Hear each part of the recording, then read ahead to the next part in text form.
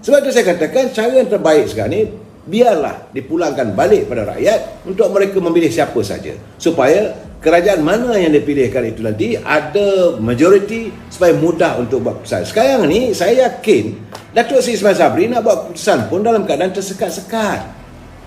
Saya rasa lah, ini bukan saya tuduhan, jadi saudara pun, kalau saudara dalam kedudukan beliau jadi Perdana Menteri, sokongan cuma 114 orang, kalau 14 lari aku jatuh. Ini banyak mikir, jadi tak tidur malam. Saya dah berpesan dari awal. Jadi sahabat saya Datuk Ismail Sabri, jangan marah kalau saya mengungkit perkara ini, Saudara Razali, kerana campuran tidak satu kepala. Betul. Bila sebuah kerajaan itu merupakan kerajaan campuran, ia tidak akan terbentuk satu gagasan, satu pemikiran yang jelas, dan hala tujunya seolah-olah kapal batera yang ramai nakoda.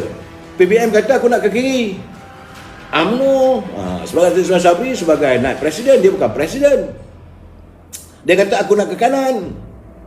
PAS pula kata aku nak turun ke depan. Akhirnya kita ke mana? Batera itu akan ke mana? Terolang alik. Inilah yang kita hadapi. Sebab itu saya tengok macam Perdana Menteri Sweden, dia merasakan kerajaan campuran tak boleh berlaku, dia tak jawatan. Presiden Sweden dia sebulan dia tak jawatan. Apa berlaku di England pun teruk juga, sebab bila berlakunya kerajaan campuran. Sebab itu sekarang ni Euro ataupun negara Kesatuan Eropah masih lagi belum mendapat satu ketetapan dalam sesuatu keputusan, sebab ramai kepala.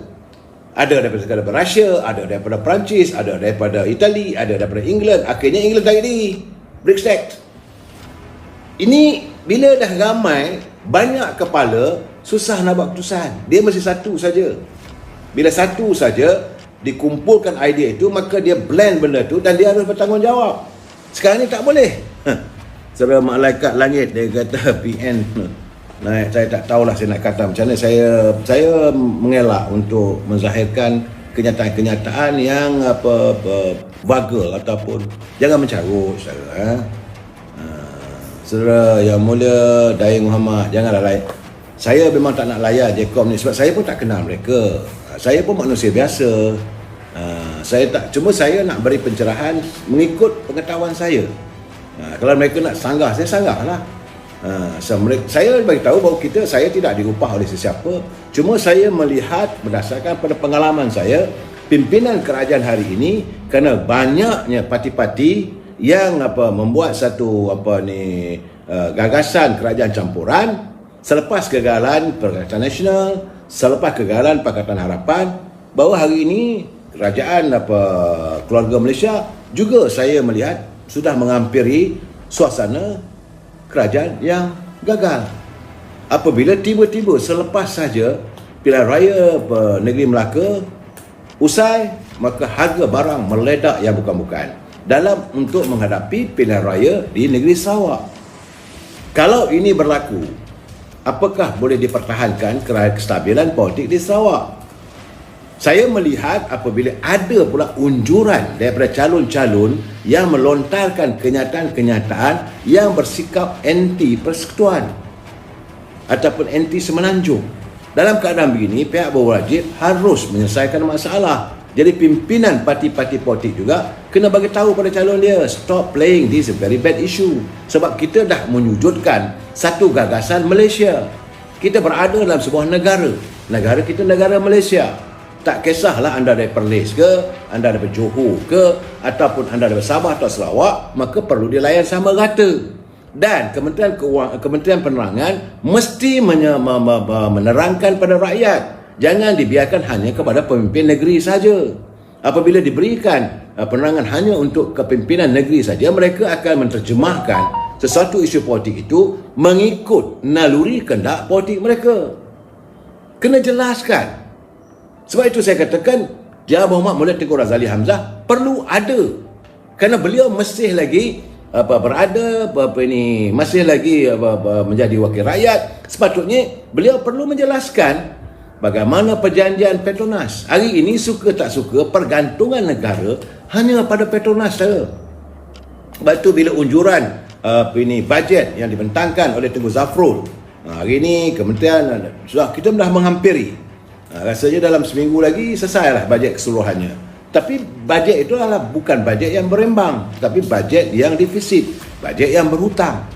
Bila bajet yang berhutang, kita bergantung kita semata-mata daripada Petronas dan hasil minyak. Berapa lama kita boleh bertahan? Bila dalam keadaan kita, sebab itu wang kita dalam keadaan yang goyah, kedudukan kewangan kita, dan pemimpin masih terus berpolitik.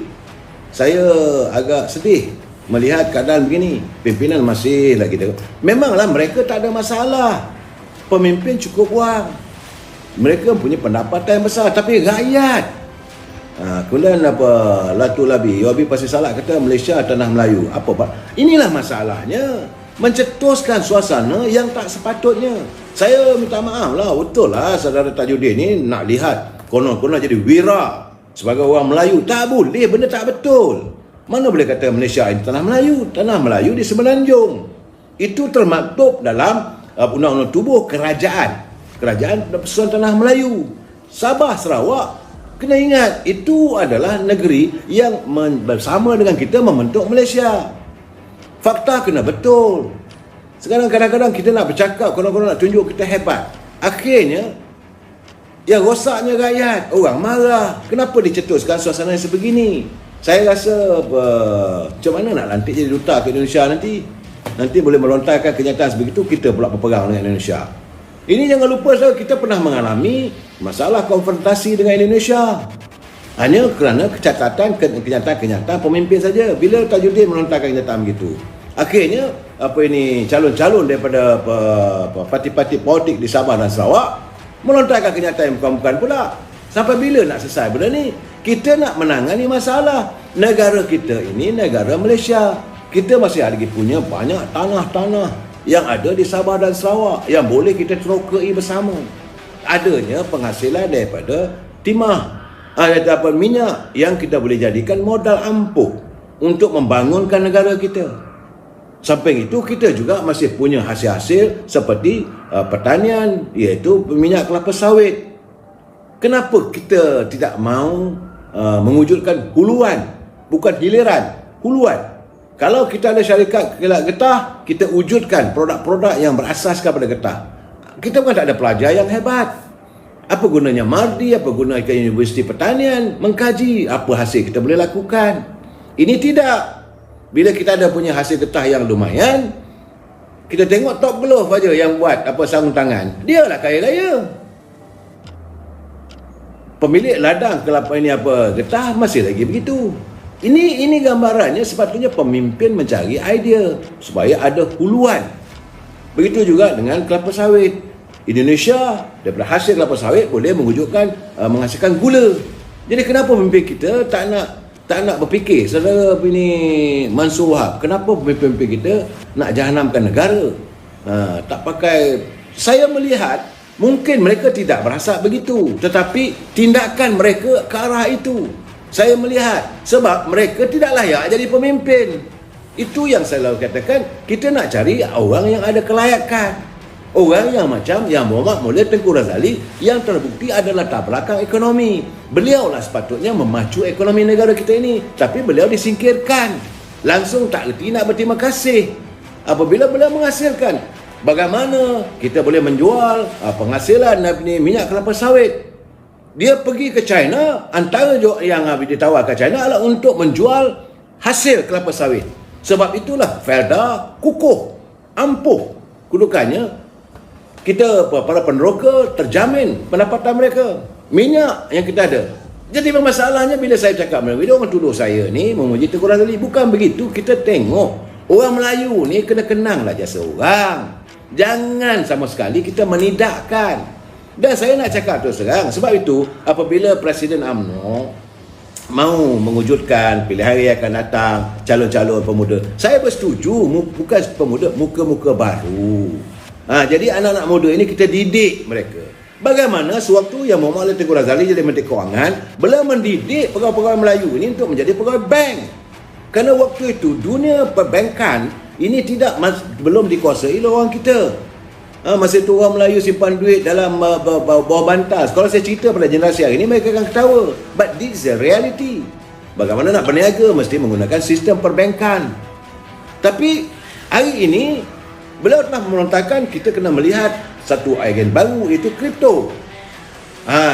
Cari jalan tapi sepatutnya inilah dijadikan perbincangan macam mana kita harus menangani masalah. Tapi yang saya lihat keadaan hari ini semakin tenat kerana pemimpin yang ada sekarang ni, saya tak naklah kata mereka tu baral, tetapi saya nampak kadang-kadang contohnya masalah harga barang tak mampu ditangani. So simple, panggil semua pengimport, I want you all to go to this price.